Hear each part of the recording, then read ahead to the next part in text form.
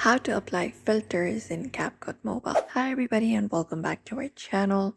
In today's video, we are going to provide you with step-by-step guide, a tutorial that you can follow up and you should be able to easily apply filters in your CapCut Mobile application. So let's get started.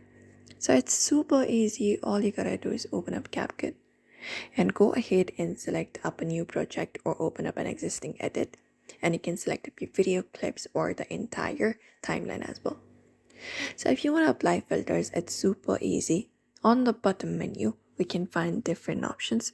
We can just go over and look out for the option called filters and tap on it. After we have tapped on filters option here, it will show us a bunch of categories. So here we have different options such as new, hits, live, photo booth, etc. So you can choose from one of the category. It depends upon the version, different categories. So you can just go over and tap on one of the filter to preview it instantly. And when you apply it up, you can see the changes being applied. You can look out for low for natural look and high for strong effect. Once you have chosen up the filter, we can even use the slide bar right here to increase or decrease the filter and adjust it. And once you're okay with it, you can tap on the right option at the top and apply up the filter.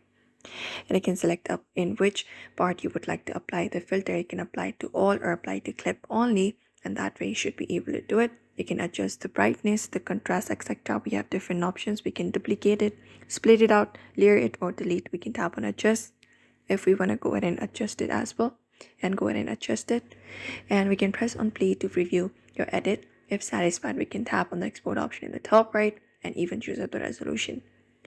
And that's it. This is how we basically apply filters in CapCut Mobile. So we hope this video was helpful. Give this video a like and subscribe for more.